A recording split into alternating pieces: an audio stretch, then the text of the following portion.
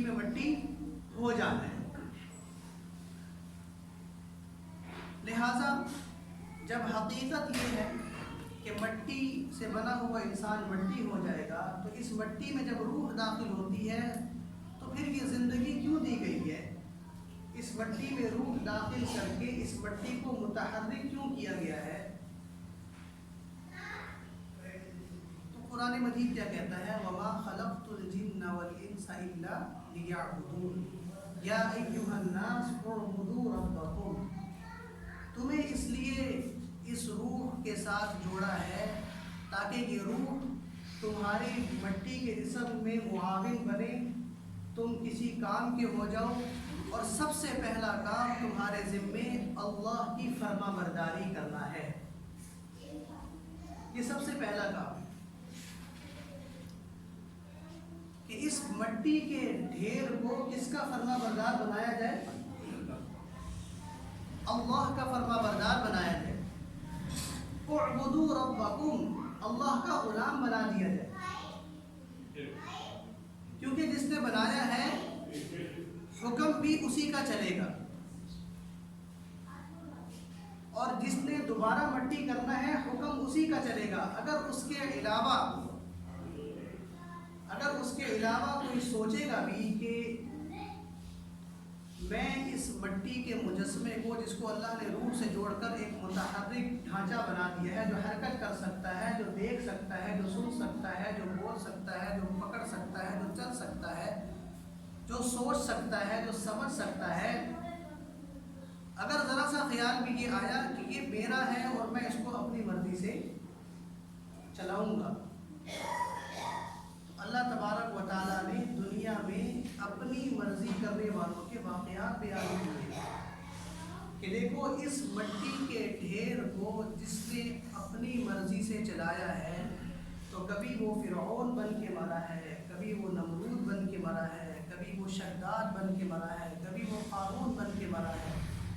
کبھی وہ ابو جہل بن کے مرا ہے، کبھی وہ ابو لہب بن کے مرا ہے، کبھی وہ عبداللہ بن ابی بن کے مرا ہے، کبھی وہ امیہ بن خلف بن کر مرا ہے۔ اور جنہوں نے اس مٹی کے ڈھیر کو اللہ کے تابع کیا، تو ان کا دنیا سے جب وصال ہوا تو کوئی آدم کی شکل میں دنیا سے گیا، کوئی نوح کی شکل میں دنیا سے گیا، کوئی ابراہیم کی شکل میں دنیا سے گیا، کوئی اسماعیل کی شکل میں دنیا سے گیا، کوئی محمد صلی اللہ علیہ وسلم کی خوبصورت سیرت اور صورت کا مالک بن کر دنیا سے گیا، کوئی ابو بکر صدیق بن کر گیا، کوئی عمر فاروق بن کر گیا، کوئی عثمان غنی بن کر گیا، کوئی علی المرتضیٰ حیدر کرار بن کر گیا، کوئی خالد سیف اللہ بن کر گیا، کوئی ابو ہریرہ بن کر گیا، کوئی عبداللہ ابن مسعود بن کر گیا، کوئی معاذ بن جبل بن کر گیا، کوئی حضرت معاویہ بن کر گیا۔ ایک لمبی فہرست ہے۔ تو فرمایا کہ اس مٹی کے ڈھیر کو اپنی ملکیت نہ سمجھنا، یہ کس کی ملکیت ہے؟ اللہ کی ملکیت، اور مالک اپنی ملکیت میں کسی قسم کا تصرف قبول نہیں کرتا۔ آپ کسی کا مکان کرائے پہ لیتے ہیں تو اس مکان میں ایک منزل بنی ہوئی ہے، آپ دوسری منزل نہیں بنا سکتے، اس لیے کہ یہ آپ نے عاریتاً لیا ہے، کرائے پہ لیا ہے، آپ یہ آپ کی ملکیت نہیں ہے۔ جب تک مالک اس میں تصرف کی اجازت نہیں دیتا تب تک آپ اس پر ایک اینٹ بھی نہیں لگا سکتے۔ یہاں تک کہ علماء نے تو مسئلہ لکھا ہے کہ کرائے کا جو مکان آپ لیتے ہیں نا،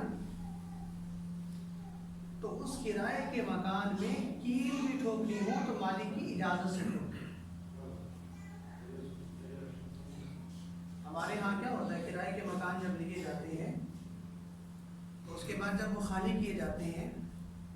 تو وہ مالک کو اپنا لگ ہی نہیں رہا ہوتا کہ یہ کبھی میں نے بنایا تھا، کہیں سے نلکا خراب، کہیں سے کوئی ٹائل گری ہوئی ہے، کہیں سے کوئی شلف ٹوٹی ہوئی ہے، کہیں سے کوئی کچن کا کبٹ خراب ہوا ہے، کہیں سے کوئی ٹینکی اوپر سے لیک ہو رہی ہے، رہنے والا حالانکہ خود ہے، لیکن ایسی بے دردی سے بے دریغ استعمال کیا، صرف یہ سمجھ کر یہ میرا نہیں، یہ کسی اور کا ہے۔ تو یہ کتنے سارے اس نے انسان کے حقوق ضائع کیے، کیا اللہ تعالیٰ نہیں پوچھیں گے؟ کچھ مالک مکان بڑے سخت ہوتے ہیں،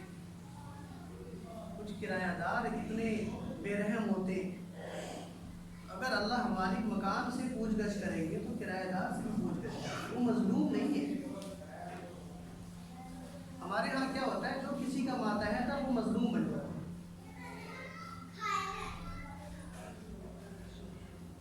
اب وہ اپنے ماتحت کو ظالم، اپنے جو اس کے اوپر ہوتا ہے ذمہ دار، اس کو ظالم اور خود مظلوم، خود چاہے جو مرضی کرے، بس میں تو ماتحت ہوں، اور اگر اوپر جو ذمہ دار ہے وہ ذرا سا کوئی اونچ نیچ کر دے تو وہ دنیا کا سب سے بڑا ظالم۔ یہ معاشرہ چل رہا ہے نا ہمارے یہاں، تو یہ مسئلہ یاد رکھیں کہ اگر کوئی کرائے کا مکان لیتا ہے تو مسئلہ علماء نے کیا لکھا ہے، اتنی احتیاط لازم ہے، کیونکہ یہ کسی کی ملکیت ہے، اس نے آپ کو بطور کرائے کہ آپ نے اس کا کرایہ دینا ہے، آپ کو تب یہاں پر رہنے کی اجازت ملی ہے، یہ آپ کا نہیں ہے۔ ٹھیک ہے، انسان زبانی کلامی کرتا ہے کہ وہ تو تہاڈا ہی ہے، کہتے ہیں یہ تہاڈا ہو گیا،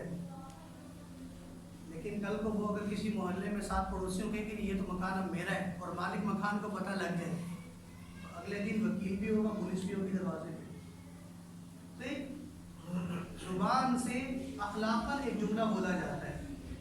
کیا مطلب ہے تہاڈا، یہ کہ مطلب یہ کہ بھائی جس طرح میرا مکان ہے نا، اس میں آپ رہیں، اپنا اس کو سمجھ کے رہیں۔ اس کا مطلب یہ نہیں ہے کہ آپ اس کی ٹکا بوٹی کر کے رکھتے ہیں۔ تو علماء نے لکھا ہے کہ اگر کیل بھی ٹھوکنی ہے، حالانکہ کیل یہ اس کی ضرورت ہے نا، یہ تو اس کی ضرورت ہے،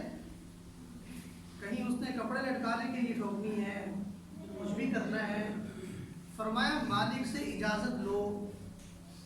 کیونکہ یہ ملکیت اس کی ہے، تو آپ کو اس میں اتنا بھی تصرف کا حق حاصل جی نہیں ہے۔ اب ذرا اس مثال کے تناظر میں ہم ذرا اپنے آپ کو دیکھیں، ایک دنیا کا ایک مکان کا مالک اور اس کی ملکیت میں ایک کیل ٹھوکنا بھی اس کی اجازت کے بغیر جائز نہیں۔ تو جس مالک نے زندگی دی ہے، جسم دیا ہے، دیکھنے کے لیے آنکھیں دی ہیں، سننے کے لیے کان دیے ہیں، بولنے کے لیے زبان دی ہے، پکڑنے کے لیے ہاتھ دیے ہیں، چلنے کے لیے صحیح سلامت پاؤں دیے، قدم دیے، سوچنے سمجھنے کی صلاحیت عطا فرمائی۔ ایک عام دنیا کا عارضی مالک، اس کی ملکیت تو اتنی پکی کہ اس کی ملکیت میں ایک کیل ٹھوکنے کی بھی اجازت نہیں۔ تو جس نے ساری دنیا بنائی اور ہمیں زندگی عطا فرمائی، اس کی ملکیت میں ہم کیسے اپنی مرضی کر سکتے ہیں؟ اس کی ملکیت میں میں کیسے اپنی آنکھ کو اپنی مرضی سے چلا سکتا ہوں؟ اس کی ملکیت میں کیسے میں اپنے جسم کو اپنی مرضی کے مطابق چلا سکتا ہوں؟ نہیں بھائی، یہ آنکھ بھی اللہ کی، یہ کان بھی اللہ نے دیے، یہ زبان بھی اللہ کی، سر کے بالوں سے لے کر پاؤں کے ناخنوں تک میرا جسم، میری روح اللہ کی ملکیت ہے، اور مالک کی اجازت کے بغیر کسی قسم کا تصرف رد و بدل کرنا یہ جائز؟ مسئلہ سمجھ گئے نا؟ اس کے تناظر میں ایک آپ کو دنیاوی مسئلہ بھی سمجھ میں آ گیا۔